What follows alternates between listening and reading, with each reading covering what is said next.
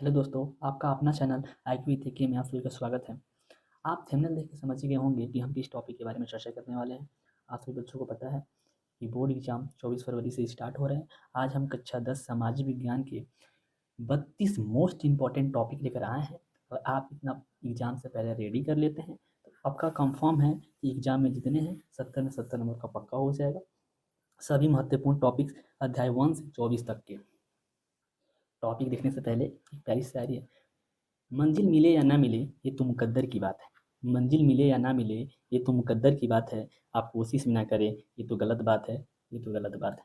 बेटा अब समय बहुत कम बचा है।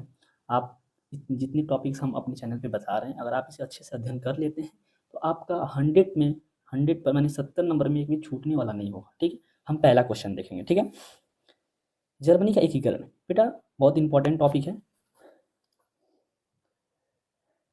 IMP जर्मनी का एकीकरण, पहला टॉपिक है जर्मनी का एकीकरण। दूसरा टॉपिक बेटा 1789 फ्रांसीसी क्रांति का कारण तथा प्रभाव, यानी 1789 की जो क्रांति हुई थी फ्रांस में उसका क्या कारण था, जब क्रांति होने के पश्चात उसका क्या प्रभाव पड़ा। ठीक है, इसे आप रिविजन कर लीजिएगा, रेडी कर लीजिएगा। IMP टॉपिक है।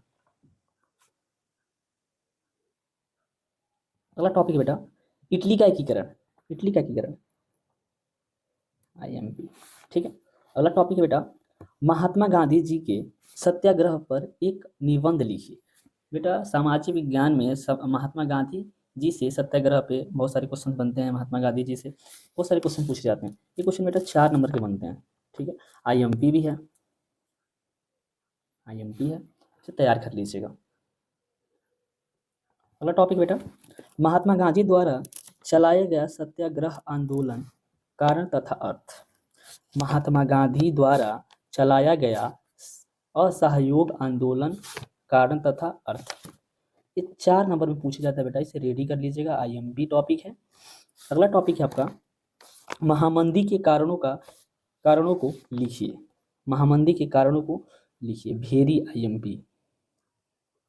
ठीक है, जितना मैं टॉपिक बता रहा हूँ आप अच्छे से रेडी कर लीजिए, आपका एक भी परसेंट छूटने वाला नहीं है। और ये 32 टॉपिक एग्जाम के पहले आप रेडी कर लेते हैं तो आपका एक भी परसेंट छूटेगा नहीं। अगला टॉपिक है बेटा 7वां नंबर प्रश्न है 19वीं शताब्दी में अंतर्राष्ट्रीय द्वारा बनाए गए 3 प्रकार के प्रवाह की व्याख्या कीजिए। ये बेटा आपका 4 नंबर में क्वेश्चन पूछता है, इन 4 अंक का होता है, ये पूछता है।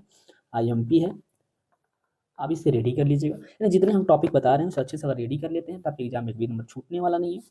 ये पिछले एग्जाम 2024 में पूछा था इसे। ठीक है, हमारे पास 7 सेट बनते हैं, 7वें सेट में पूछा था इसे 19वीं शताब्दी में अंतर्राष्ट्रीय द्वारा बनाए गए 3 प्रकार के प्रवाह की व्याख्या कीजिए। 8वां नंबर टॉपिक है ब्रिटेन वुड्स संस्थान समझौता, भेरी IMP। अगला टॉपिक बेटा 19वीं पहाड़ी क्षेत्रों में मृदा अपरदन तथा रोकथाम, यानी पहाड़ी क्षेत्रों में मृदा अपरदन तथा रोकथाम। बेटा मृदा यानी मिट्टी होती है। ठीक है, मृदा यानी मिट्टी। ठीक है, IMP यानी पहाड़ी क्षेत्रों में जब मृदा अपरदन मिट्टी कट के गिर जाती है तो उसकी रोकथाम के लिए कौन सा उपाय अपनाया जाता है, ये सब रेडी कर लीजिएगा अच्छे से आप।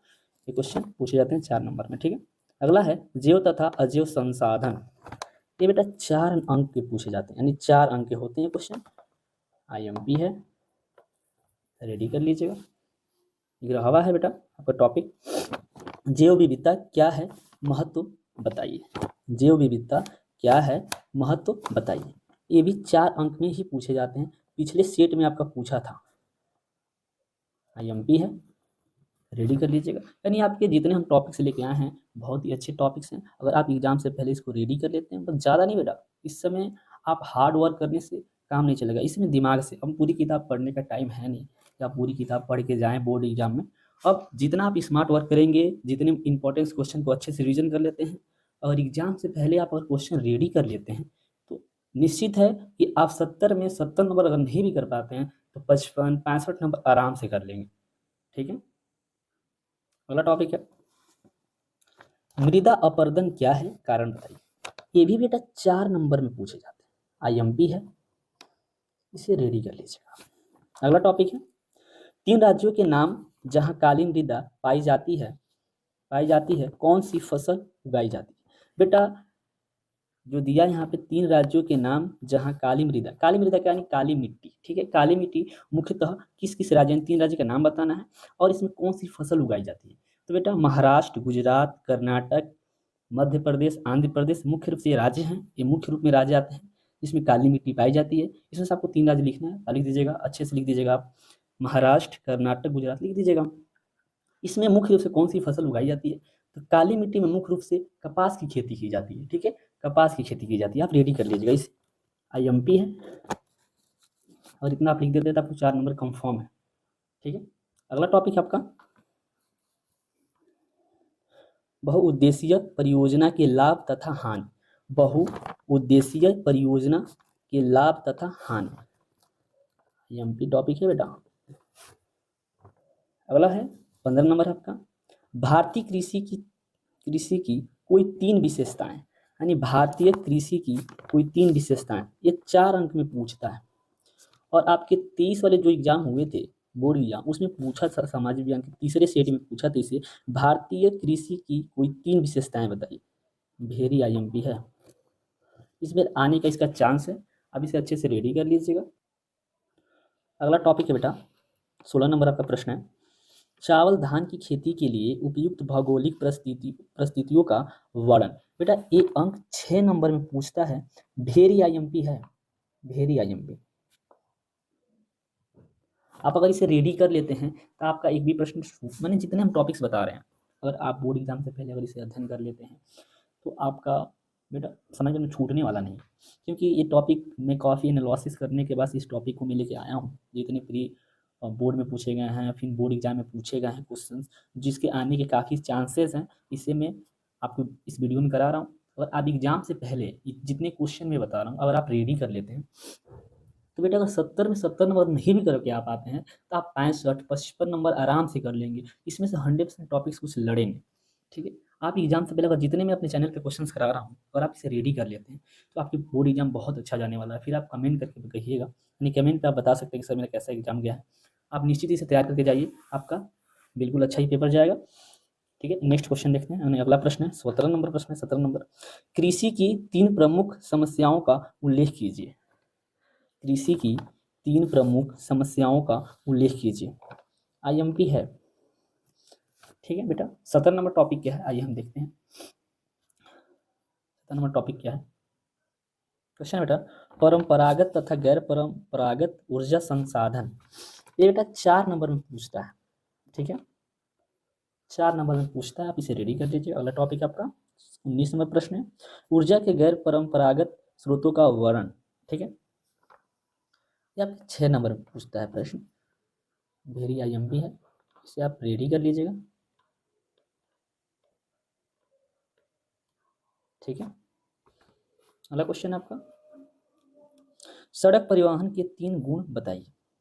सड़क परिवहन के 3 गुण बताइए, ये भी 4 नंबर में पूछता है, IMP है। अगला नंबर प्रश्न है 21 नंबर आपका प्रश्न है परिवहन तथा संचार के साधन किसी देश की जीवन रेखा तथा अर्थव्यवस्था क्यों कहे जाते हैं। ये आपका 6 नंबर में प्रश्न पूछता है, 6 अंक में प्रश्न पूछता है, वेरी IMP है, आप इसे रेडी कर लीजिएगा। इस टॉपिक से आपके प्रश्न पूछे जा सकते हैं इस 2025 बोर्ड एग्जाम में, इसे आप रेडी कर लीजिएगा। अगला क्वेश्चन है बेटा 21 नंबर प्रश्न है आपका गठबंधन सरकार से आप क्या समझते हैं, ठीक है, गठबंधन सरकार से आप क्या समझते हैं, इसे भी आप रेडी कर लीजिएगा। अगला टॉपिक आपका संघवाद क्या है, इसकी प्रमुख विशेषताएं लिखिए, यानी संघवाद क्या है इसकी प्रमुख विशेषताएं लिखना है आपको, इसको भी आप अच्छे से रेडी कर लीजिएगा, ठीक है। अगला है क्वेश्चन नंबर 24 आपका 1992 के संविधान संशोधन के पहले और बाद के स्थानीय शासन के 2 अंतर है, यानी 1992 के संविधान संशोधन के पहले और बाद के स्थानीय शासन के 2 अंतर, यानी स्थानीय शासन के 2 अंतर, ये भी क्वेश्चन 4 अंक में पूछता है बेटा, IMP है, इसे रेडी कर लीजिएगा।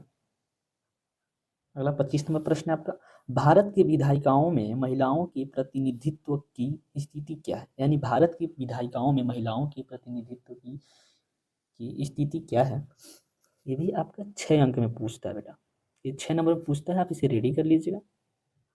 यानी जितने टॉपिक आपको बताए जा रहे हैं अगर एग्जाम से पहले आप रेडी कर लेते हैं तो आपका एक भी प्रश्न छूटने वाला नहीं है, यानी आप अच्छा स्कोर करके आ सकते हैं अपने एग्जाम में। ठीक है, नेक्स्ट क्वेश्चन देखा जाए।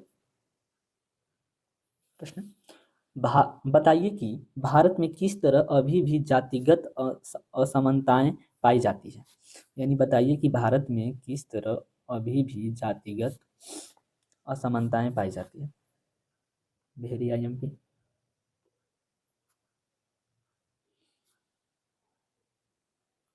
27 नंबर प्रश्न बेटा, लोकतंत्र किस तरह उत्तरदायी, जिम्मेवार और वैध सरकार का गठन करता है। ये भी वेरी IMP है।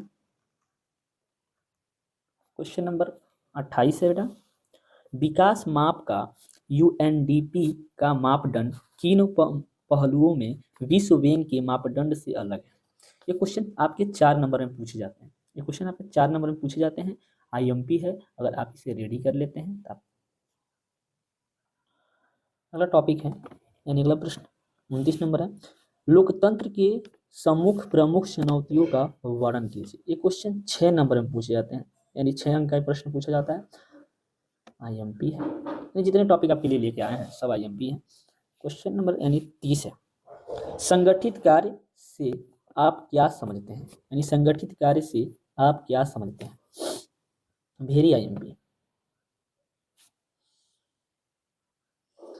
नेक्स्ट प्रश्न आपका 31 नंबर है, व्यक्तिकरण से आप क्या समझते हैं। ये भी IMP है।